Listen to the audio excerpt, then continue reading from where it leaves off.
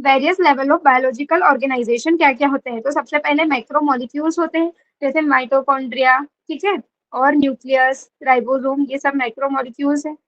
नहीं है ये मैक्रोमोलिक्यूल्स, ये है सेल ऑर्गेनेलिस, ठीक है, ये है सेल ऑर्गेनेलिस। तो मैक्रोमोलिक्यूल्स में क्या क्या आते हैं, जो बायोमोलिक्यूल्स में तुम पढ़ते हो, माइक्रो और मैक्रो, ठीक है, कार्बोहाइड्रेट, फैट वगैरह, ठीक है। फिर आता है सेल्स, टिश्यू, ऑर्गन्स। देखो सेल सेल से बनता है, टिश्यू टिश्यू से बनता है ऑर्गन, और बहुत सारे ऑर्गन मिलके बनता है एक इंडिविजुअल ऑर्गेनिज्म, बहुत सारे ऑर्गेनिज्म से बनती है एक पॉपुलेशन, एंड पॉपुलेशन से बनती है कम्युनिटी, एंड कम्युनिटी से बनता है इकोसिस्टम, और इकोसिस्टम से बनता है बायोम्स। तो ये आपसे पूछा जा सकता है सीक्वेंस, तो यहाँ तक तो आपको याद रहता है, फिर ये याद रखना है बस, कम्युनिटी से इकोसिस्टम और इकोसिस्टम से बायोम्स, ठीक है। अब देखो, you have already learned in the previous classes that ecology is a subject which studies the interaction among organism and between the organism and its physical environment. तो ecology की definition है, तो definition तो सारी इंपॉर्टेंट होती है, तो देखो क्या डेफिनेशन है, इंटरेक्शन अमंग ऑर्गेनिज्म, मतलब दो या दो से ज्यादा ऑर्गेनिज्म के बीच का इंटरेक्शन, और ऑर्गेनिज्म और उसके फिजिकल एनवायरमेंट के बीच का इंटरेक्शन, ठीक है, उसकी स्टडीज को हम कहते हैं इकोलॉजी। अब आता है चार लेवल पे इकोलॉजी, बायोलॉजिकल ऑर्गेनाइजेशन से हम इकोलॉजी के अंदर हम देखते हैं, ठीक है। Ecology is basically concern with 4 level of biological organization, उसमें organism, population, community and biomes. कौन कौन से मेन है, organism, population, communities and biomes, ठीक है। तो देखो, in this chapter we explore ecology at organismic level and population level. Organisms के लेवल पर, पॉपुलेशन के लेवल पे हम देखेंगे। तो सबसे पहले यही बोल रही हूँ, ऑर्गेनिज्म के लेवल पे देखते हैं, तो ऑर्गेनिज्म एंड इट्स एनवायरमेंट। देखो, ecology at the organismic level is essentially physiological ecology, मतलब किसी एक इंडिविजुअल की फिजियोलॉजी क्या है, ठीक है, उसको हम एक ऑर्गेनिस्मिक लेवल पे देखते हैं, हम उसके एनवायरमेंट से भी रिलेट करेंगे, पर यहाँ पे सिर्फ एक इंडिविजुअल की बात करें, तो ecology at the organismic level is essentially what, physiological ecology, which tries to understand how different organisms are adapted to their environment in terms of not only survival but also reproduction। तो ये बोलेगा कि organism कैसे adapted होते हैं to their environment in terms of survival and reproduction, ठीक है। अब देखो, rotation of our planet around the sun and the tilt of its axis cause annual variation in the intensity and duration of temperature result in the distinct season. ये तुमको पता है, class 8 से पढ़ते हुए आ रहे हो, ठीक है। This variation together with annual variation precipitation, precipitation क्या होता है, जो रेनफॉल एंड स्नोफॉल, ठीक है, वो होता है, उसको हम बोलते हैं प्रेसिपिटेशन। तो उसमें जो वेरिएशन होता है उसमें, एंड ये सब मिलके क्या बनाता है, मेजर बायोम्स बनाते हैं, ठीक है। बायोम्स क्या क्या है, desert, rain forest, tundra, grassland, desert, tropical forest, temperate forest, coniferous forest, और ये सब बायोम्स है। देखो, इस ग्राफ को याद करने की इतनी जरूरत नहीं है, फिर भी तुम एक कॉमन सेंस लगा सकते हो। देखो, यहाँ पे मेन एनुअल प्रेसिपिटेशन है, जो मेनली रेनफॉल को अगर हम मान के चले तो, और ये टेम्परेचर है। तो जो सबसे यहाँ पे देखो, इधर है यहाँ पे, तो ऑब्वियसली यहाँ पे रेनफॉल कम है और टेम्परेचर सबसे ज्यादा है, तो हमको पता है डेजर्ट में सूखा पड़ा हुआ होता है, तो ऑब्वियसली ये डेजर्ट होगा, ठीक है। फिर ये है ग्रासलैंड, तो जहाँ पे सिर्फ छोटी छोटी घास उगी हुई है, तो वहां पे थोड़ी बारिश तो ज्यादा होगी और टेम्परेचर ज्यादा, मतलब ज्यादा ही रहेगा जितना डेजर्ट में है। फिर उसके बाद आते हैं टेम्परेट फॉरेस्ट में।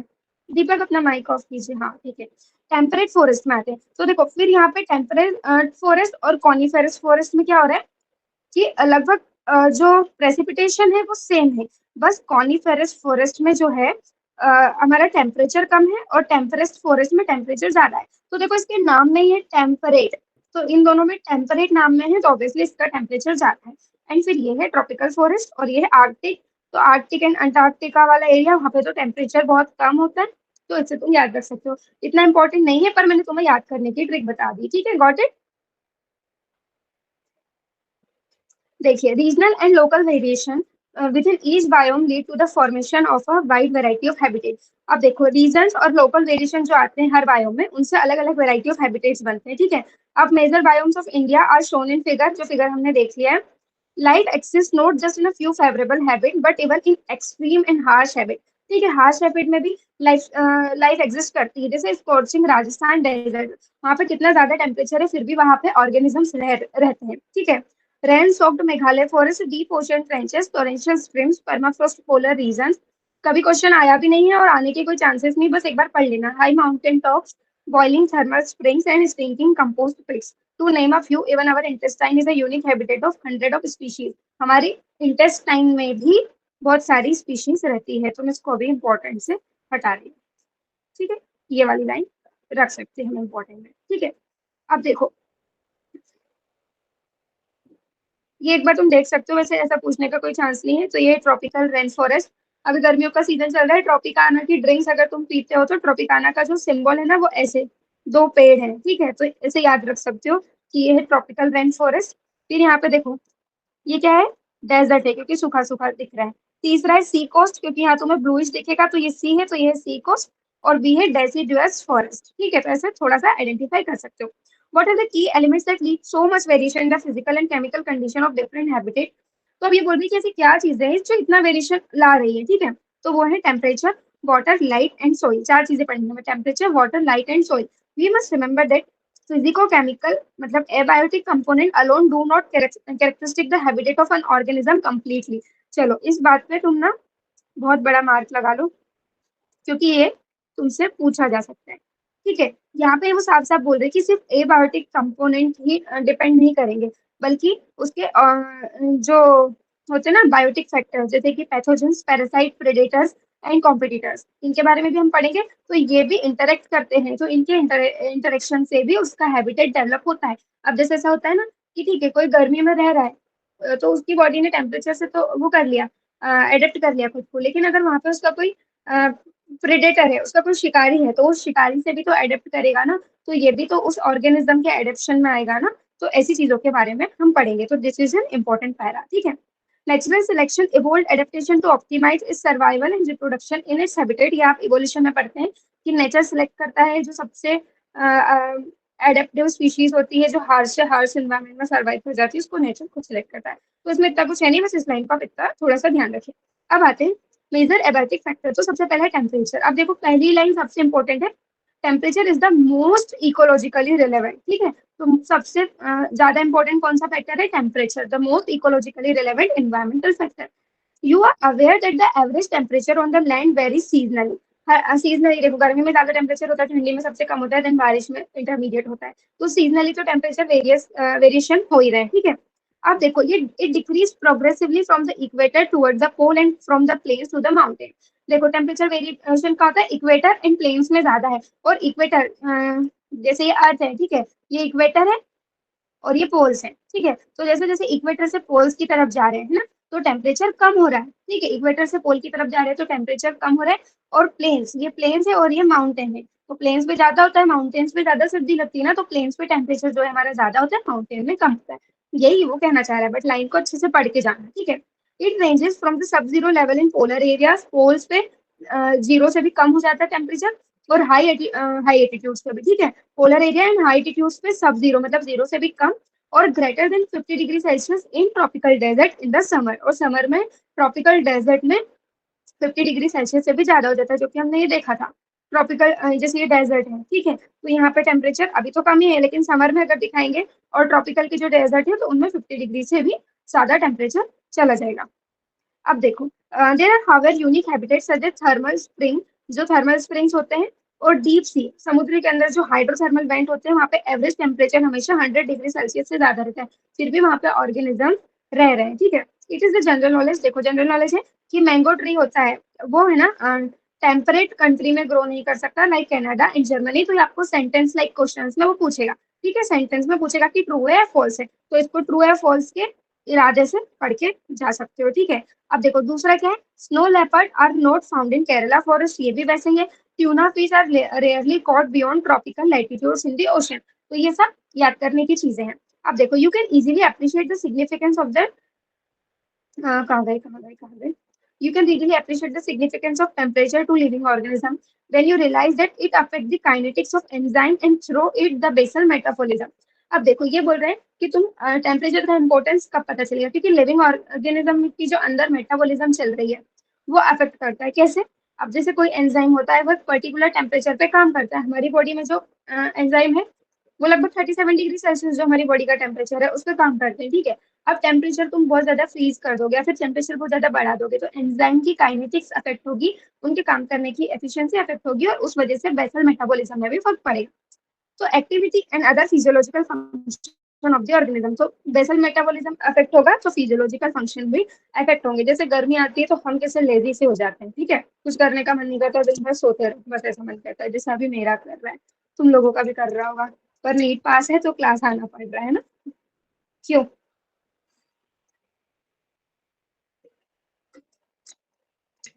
एकदम शांति का माहौल बन गया है, हमने कुछ ज्यादा सच बोल दिया है शायद।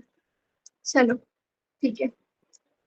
A few organisms can tolerate and thrive in a wide range of temperature. They are called eurythermal, but a vast majority of them are restricted to a narrow range of temperature.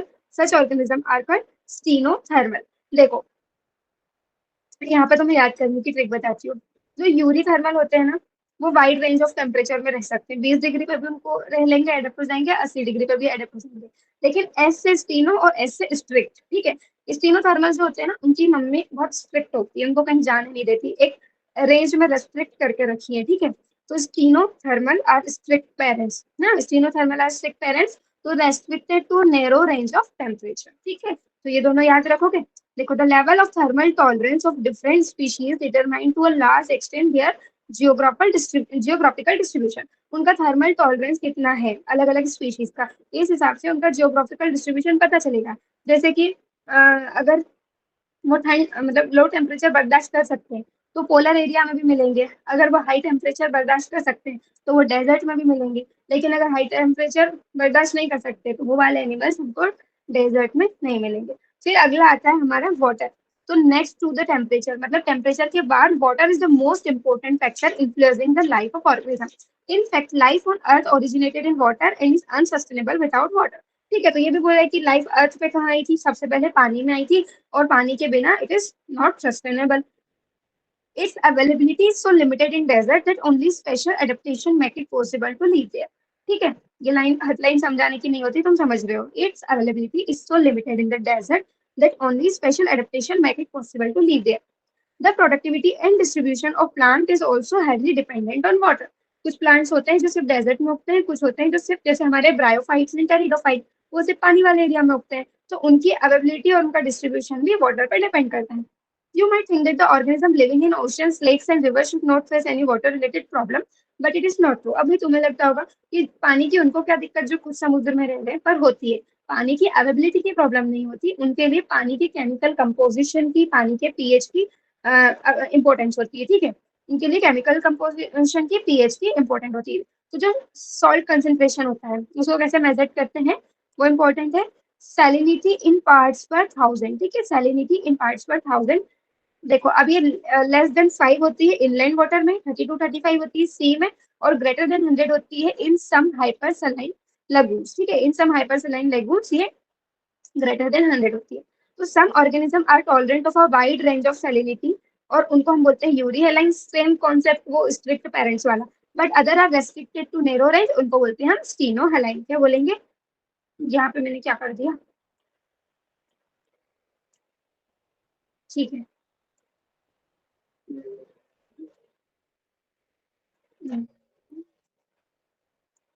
ठीक है।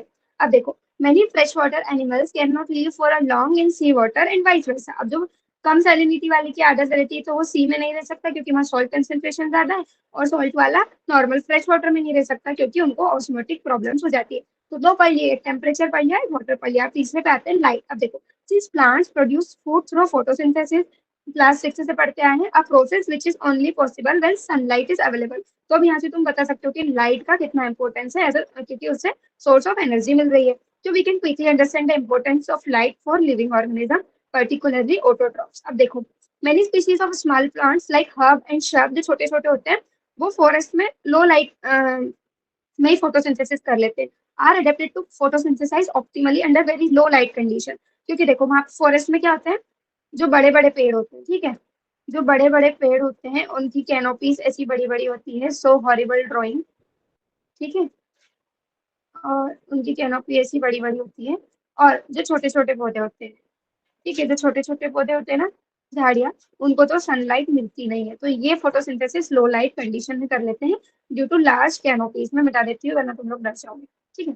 तो देखो, क्योंकि because they are constantly overshadowed by a tall canopy trees, ठीक है। तो ये assertion A R Rahman वाला क्वेश्चन आ सकता है, ठीक है, असर्शन रीजन वाला क्वेश्चन। क्योंकि देखो many species of small plants herb and shrub growing in forest are adapted to photosynthesize optimally under very low light condition। जहाँ बिकॉज आ गया, जहाँ जिस सेंटेंस में बीच में बिकॉज आ गया ना, वहाँ असर्शन रीजन का क्वेश्चन बन सकता है। अब इतना वो एक पैराग्राफ दे देगा और दूसरा बोल देगा कि herb and shrubs are constantly overshadowed by tall and canopy trees। तो assertion and reason both are correct and reason is the correct explanation of the assertion। समझ में आ गया? समझ में आया?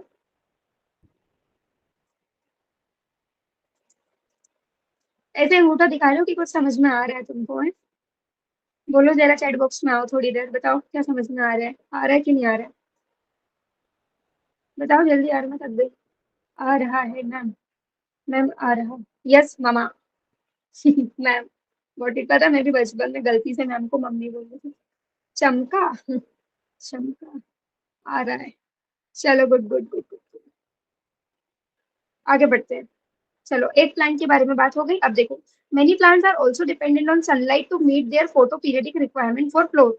अब देखो, अपन ने एक चैप्टर जो तुम्हारा हटा दिया है शायद, ट्रांसपोर्ट इन प्लांट, उसमें फोटो पीरियडिज्म और ये सारी चीजें दे रखी थी। तो फोटो पीरियड कैसे होता है कि अलग अलग सीजन में उनमें फ्लावर आते हैं, तो उसके लिए भी उनको सनलाइट की रिक्वायरमेंट होती है। For many animals too, light is important in that they use the diurnal and seasonal variation in light intensity and duration photo period as cues for timing their foraging, reproductive and migrating activities। देखो, again again एक air type question है। देखो, many animals to, मतलब सिर्फ plant के लिए light important नहीं है, एनिमल्स के लिए भी इंपॉर्टेंट है। For many animals too, light is important in that they use a diurnal, diurnal variation आपको पता है ना, एंड सीजनल वेरिएशन। डायरनल और सीजनल वेरिएशन यही होते हैं मौसम वगैरह के, in light intensity and duration. उसको हम क्या बोलते हैं? Photoperiod. और वो किस चीज में काम आता है? एज वर्ड आ रहा है, टाइमिंग फॉर देयर फोरेजिंग, मतलब उनके शिकार करने की, रिप्रोडक्टिव एंड माइग्रेटरी एक्टिविटीज, जैसे कि जो दूर दूर से बर्ड्स आते हैं हमारे यहाँ भरतपुर में, कियोलाडो नेशनल पार्क में, तो वो टेम्परेचर देख के, लाइट देख के, ऐसे करके माइग्रेट होते हैं। फिर इन लोगों को पता रहता है, कुछ लोग कुछ एनिमल्स रात में शिकार करते हैं, कुछ दिन में करते हैं, ठीक है। उनकी रिप्रोडक्टिव एक्टिविटीज, ठीक है, होती होंगी कुछ, हमको नहीं पता, ठीक है। तो इसके लिए भी एनिमल्स के लिए जरूरी है। Got it? अब देखो, the availability of light on the land closely linked with that of temperature since the sun is the source of both. देखो, लाइट और जो टेम्परेचर है वो एक दूसरे से क्लोजली लिंक है, ठीक है। क्यों? क्योंकि सन ही दोनों का सोर्स है, लाइट का भी और टेम्परेचर का। पर अगर हम ओशियंस में बात करें तो वहां तो सनलाइट जाती नहीं है। बट डीप 500 मीटर से ज्यादा in the ocean, the environment is perpetually dark and its inhabitants are not aware of the existence of a celestial source of energy। जो अंदर मछली जल की रानी है, उसको पता ही नहीं है कि वो बड़ा सा गोला जो सूर्य है, जो सबको लाइट दे रहा है, वो एग्जिस्ट करता है कि भी नहीं। भाई, मछलियों ने सन के एग्जिस्टेंस में भी सवाल उठा दिया। फिर रील बन रही है, एक मछली पानी में गई, मछली को सन के बारे में ही नहीं पता है।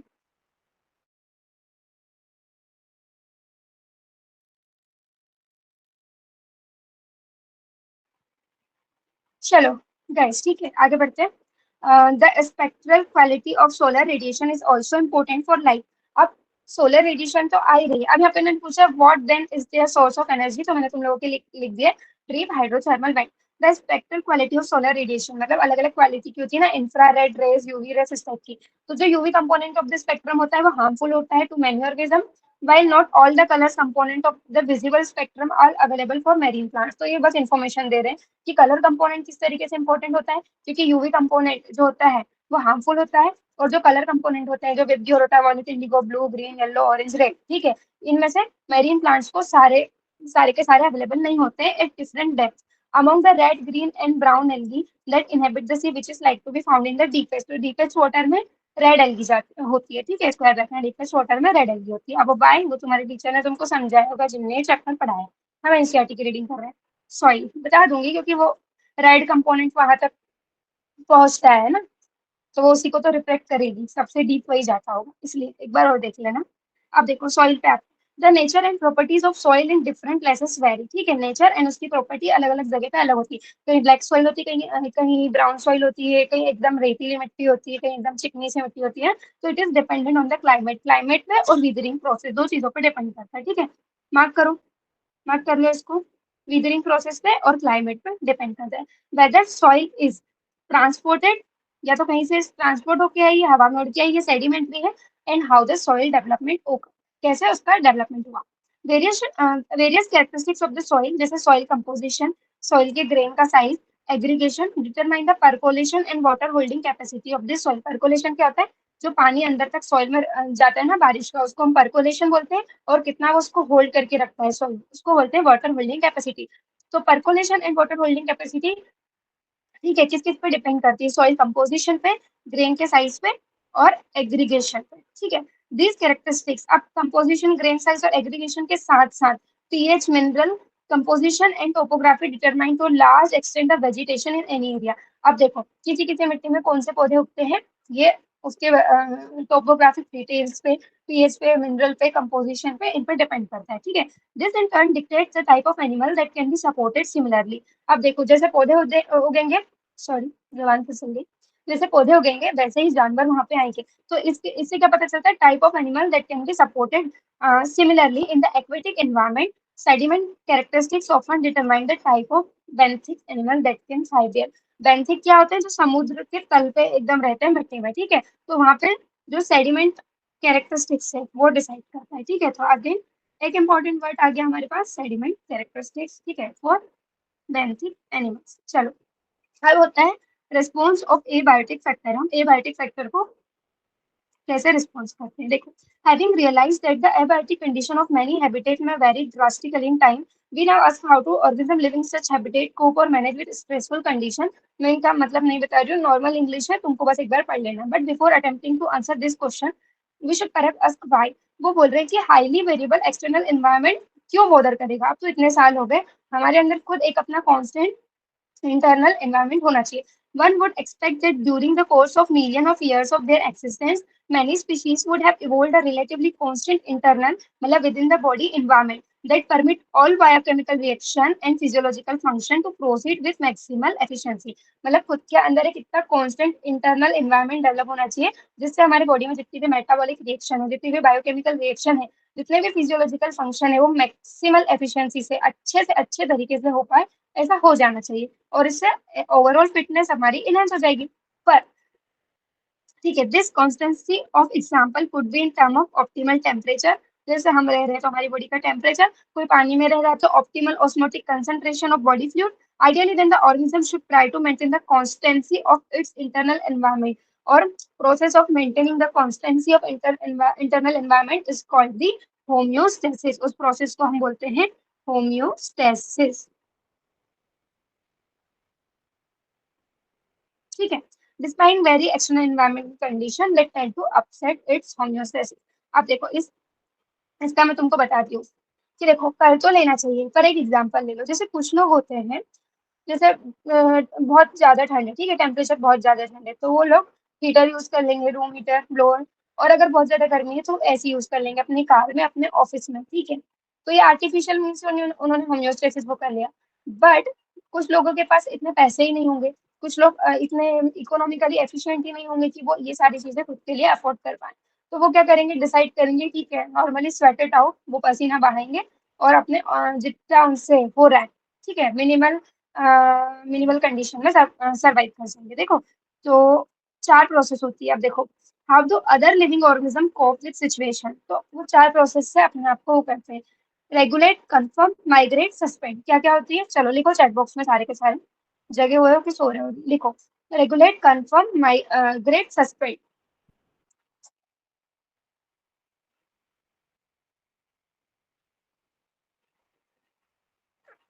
इसको मैंने ऐसे याद किया था, कमीशर, ठीक है, कमीशर। ये सीओ से था कंफर्म, एम से माइग्रेट, सस्पेंड और रेगुलेट, कमीशर। पर नॉर्मली भी याद हो जाएगा, ठीक है। तो चलो सबसे पहले आता है रेगुलेट। तो रेगुलेशन में क्या होता है, it is by physiological means. Physiological तुमको पता है ना, जो हमारी नॉर्मल फिजियोलॉजी होती है, ठीक है। Some organism are able to maintain homeostasis by physiological and sometime behaviour also, ठीक है। देखो constant body temperature, constant osmotic pressure, ये सब वो मेंटेन करने के लिए अपनी फिजियोलॉजी को बदलते हैं। अब देखो all birds and mammals and very few lower vertebrates, ठीक है। बर्ड्स तो सारे, मैमल्स भी सारे, बट जो लोअर वर्टिब्रेट्स होते हैं वो होते हैं मतलब बहुत कम कर पाते हैं। And invertebrate species are indeed capable of such regulation, और उसको हम बोलते हैं thermo regulation and osmo regulation.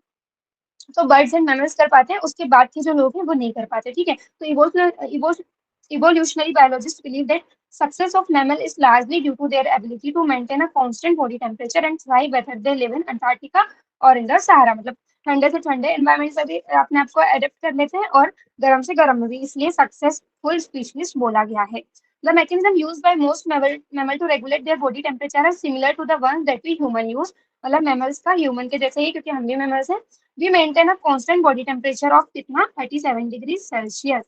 कितना है हमारा कांस्टेंट बॉडी टेम्परेचर अंदर का 37 डिग्री सेल्सियस। तो in summer when outside temperature is more than our body temperature, तो समर में क्या होता है बाहर का टेम्परेचर 37 डिग्री सेल्सियस से ज्यादा हो जाता है, तो हम स्वेट कर देते हैं। और उससे क्या होता है जो पसीना होता है वो इवापोरेट होता है, ठीक है, उड़ता है। तो उसकी वजह से कूलिंग इफेक्ट आता है, ठीक है, जैसा कि डेजर्ट कूलर में होता है, इवापोरेटिव कूलिंग। और उससे क्या होता है it bring down the body temperature, उससे बॉडी का टेम्परेचर कम होकर फिर 37 डिग्री सेल्सियस में आ जाता है। But in winter when the temperature is much lower than the 37 degree Celsius, हम क्या करते हैं शिवरिंग करते हैं, हम कांपने लगते हैं। उससे क्या होती है हमारी मसल्स जो रहती हैं वो वर्क करती है, मसल वर्क करती है तो CO2 प्रोड्यूस होता है, और CO2 जो होती है वो हीट प्रोड्यूस करती है। तो एक्सरसाइज होती है ये will produce heat and raises the body temperature. ठंड में आपने देखा होगा कितनी भी ठंड हो, अगर आप जोर की दौड़ लगा के आ जाए तो आप गर्म फील करते हैं, क्योंकि हमारी मसल्स वर्क कर रही है, ठीक है। तो देखो plants on the other hand do not have such mechanism, मतलब प्लांट के पास रेगुलेशन नाम की कोई चीज नहीं होती। अब देखो दूसरा है कन्फर्म, ठीक है। तो अब ये क्या करे, अन ओवरवेलमिंग मेजोरिटी मतलब 99% ऑफ एनिमल क्या करते हैं, और plant 99% of animal and all plant can not maintain a constant internal environment, their body temperature changes with the ambient temperature, ठीक है। यहाँ पे मेन लाइन ये है, कंफर्मेशन क्या होता है कि जो बाहर हो रहा है वही अंदर होगा, मतलब बाहर गर्मी है तो वो बॉडी का टेम्परेचर भी गर्म हो जाता है, बाहर ठंडी है तो बॉडी का टेम्परेचर भी ठंडा हो जाता है। तो ये सिर्फ कंफर्म करते हैं, ठीक है। मैंने कौन पे से गोला लगा के रखा था, पता है, क्योंकि मैंने इसको ऐसे याद किया था, कोनो फर्क नहीं पड़ता हमको, तुम कुछ भी करो कोनो फर्क नहीं पड़ता, तुम टेम्परेचर बढ़ाओगे तो हम अपना बढ़ा लेंगे, हम अपने एकदम हाथ पैर कुछ चलाएंगे नहीं, खुद का टेम्परेचर मेंटेन करने के लिए हम कुछ नहीं करेंगे, ठीक है। तो in aquatic animals the osmotic concentration of the body fluid change with that of the ambient water. तो ये भी हो गया कंफर्मेशन, यहाँ पे टेम्परेचर की बात हो रही है, वैसे ही एक्वेटिक एनिमल में ऑस्मोटिक कंसंट्रेशन की बात है। This animals and plants are simply conformers, ठीक है, इनको हम बोलते हैं कन्फर्मर्स।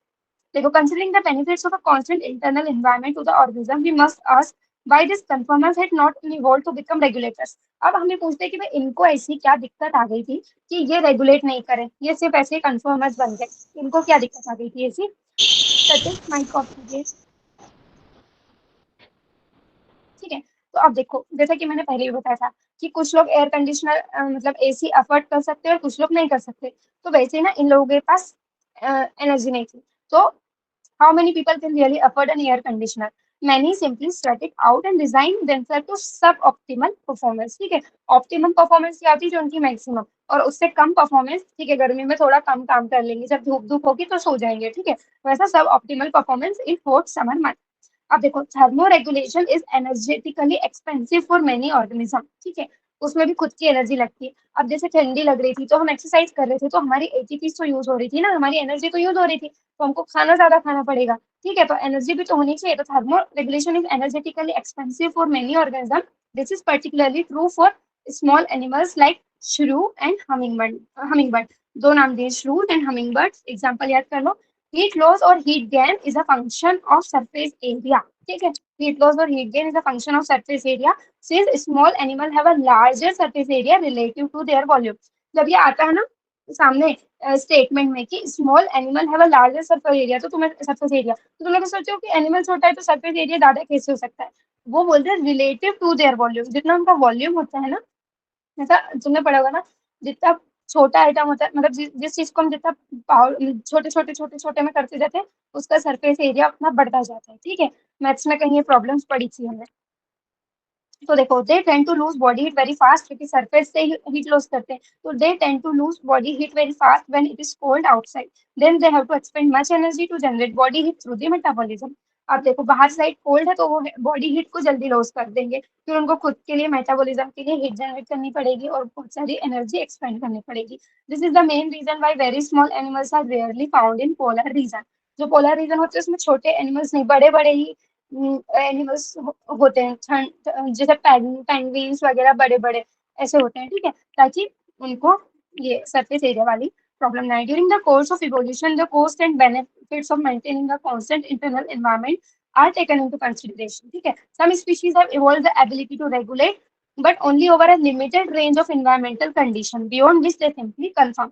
अब देखो कुछ स्पीशीज ऐसी होती है, देखो ये बहुत कंफ्यूजिंग लाइन है, पर वन मिनट, देखो some species have evolved the ability to regulate, मतलब उनको रेगुलेशन की मिली तो है, but only over a limited range of environmental condition beyond which they simply conform. इसमें से होता है ना कि कुछ हद तक तो कर रहे हैं, ठीक है, हाथ पैर मार रहे हैं, पर जब मौसम का कहर कुछ ज्यादा ही ढाने लगा तो वो भी ठीक है, फिर अपने बॉडी का टेम्परेचर बदल लेते हैं, ठीक है। तो यहाँ पे ग्राफ में दिया भी हुआ है,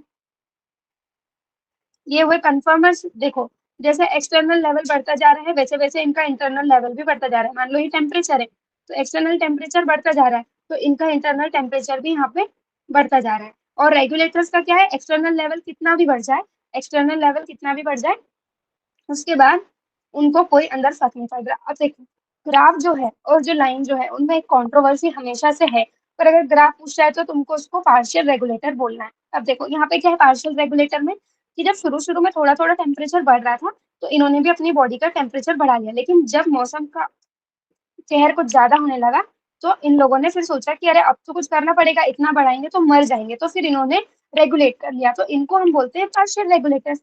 बट जहाँ डेफिनेशन लिखी है, some species have evolved the ability to regulate but only over a limited range of environmental condition, only over a limited range of environmental condition beyond which they simply conform, मतलब उसके बाद वो सिर्फ confirm कर लेते हैं, ठीक है। तो ये डेफिनेशन में बहुत बार तुमको कंट्रोवर्सी फील होती है, ठीक है। अब देखो बियॉन्ड से ऐसा है कि दोनों चीजें हो सकती है, कंफ्यूजन करता है बियॉन्ड से, मतलब हम ये भी सोच सकते हैं कि इस टेम्परेचर के बियॉन्ड की बात कर रहा है, या फिर बियॉन्ड के मतलब इधर की भी बात हो सकती है। तो इस लाइन को बस तुम्हें याद कर लेना है, अगर वो बोलते हैं तो हाँ सही है, क्योंकि इन्होंने यहाँ पर लिखा नहीं कि ये पार्शियल रेगुलेटर से, हो सकता है ये कुछ पार्शियल कंफर्मर्स टाइप के भी लोग हो, ठीक है। तो इन दोनों में कंफ्यूजन बहुत होता है और हम हमें बहुत बार क्लियर हो जाता है कि अच्छा ऐसा, लेकिन एग्जाम में हम फिर भूल जाते हैं। तो तुमको बस ग्राफ का ध्यान रखना है कि यहाँ पे जो लिखा है वो पार्शियल रेगुलेटर्स है, और एक लाइन इनके बारे में लिखी है वो सिर्फ ये लाइन है, ठीक है, समझ गए, समझ गए। चलो if the stressful external condition are localize और remain only for a short duration. अब देखो अगर स्ट्रेसफुल कंडीशन है वो सिर्फ शॉर्ट टाइम के लिए है तो उनके पास दो अल्टरनेटिव और होते हैं, वो क्या होते हैं, एक माइग्रेशन और एक सस्पेंशन, ठीक है। तो माइग्रेशन में क्या होता है, the organism can move away temporarily from the stressful habitat to a more hospitable area and return when stressful period is over. जैसे कि ह्यूमन एनालॉजी में हम बात करें तो जैसे दिल्ली टू शिमला चला जाएगा कोई ड्यूरेशन ऑफ समर में, दिल्ली में ज्यादा गर्मी पड़ती है, शिमला में ठंडी होती है, तो गर्मियों में शिमला चला जाएगा। मैनी एनिमल्स पर्टिकुलरली बर्ड्स ऐसा करते हैं during winter undertake long distance migration to more hospitable areas. जैसे कि जो कियोलोडो नेशनल पार्क है भरतपुर राजस्थान में, ये इंपॉर्टेंट है, इसको मार्क करो, Keoladeo national park in Bharatpur Rajasthan host thousand of migratory birds coming from कहाँ से, Siberia and other extremely cold northern regions, ठीक है। फिर होते हैं सस्पेंड। अब कुछ लोग क्या करते हैं कि एक्सटर्नल जो भी स्ट्रेस आता है उसको देख के छुप जाते हैं, ठीक है।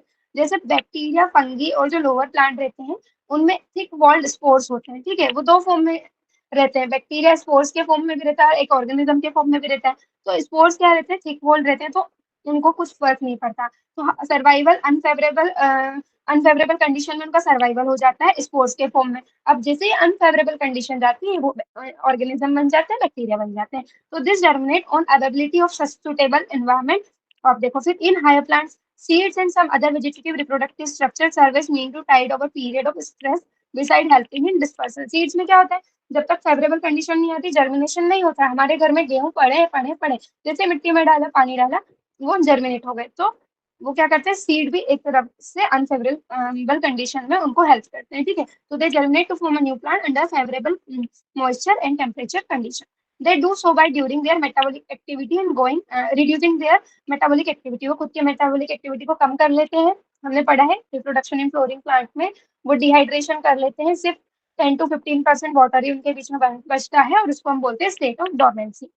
इन animals the organism if unable to migrate, अगर वो माइग्रेट नहीं कर पाया तो वो टाइम में स्केप कर जाता है, मतलब कुछ टाइम के लिए। जैसे कि बियर्स, सर्दियों में क्या होता है, बियर्स पड़े रहते हैं, उनको किसी से कोई फर्क नहीं पड़ता, ना वो चलते फिरते हैं, बस पड़े रहते हैं, तो उसको बोलते हैं hibernation during winter is an example of escaping time. अब some snail and fish, snail and fish कहाँ चले जाता है, एस्टिवेशन में, to avoid summer related problem, heat and desiccation.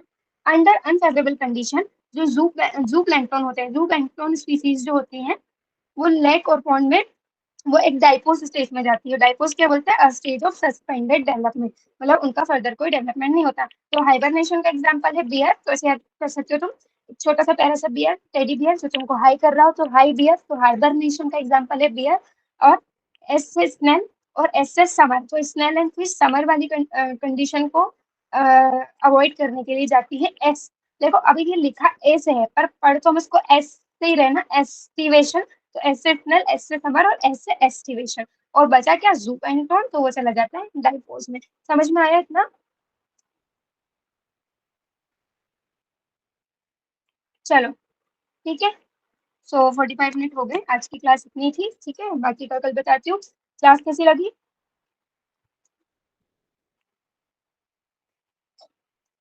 अच्छी लगी? ठीक है, चलो तो फिर कल ज्वाइन करना। कुछ बोल रही है सौम्या कुमारी मैम, आज का चैप्टर ओके ओके था। आज का चैप्टर ही ऐसा है बेटा, इतना बोरिंग चैप्टर है तो ओके ओके ही लगेगा। ये कोई इंटरेस्टिंग चैप्टर नहीं था ना, इसलिए इसलिए आई कैन अंडरस्टैंड, इसलिए आज मैं 45 मिनट से ज्यादा एक्सटेंड भी नहीं कर रही हूँ। फिर भी मैंने तुम्हें ट्रिक्स तो बताइए काफी, ये वाली ट्रिक्स हाइबरनेशन वगैरह की, ये सब याद रखना अच्छे से, ठीक है।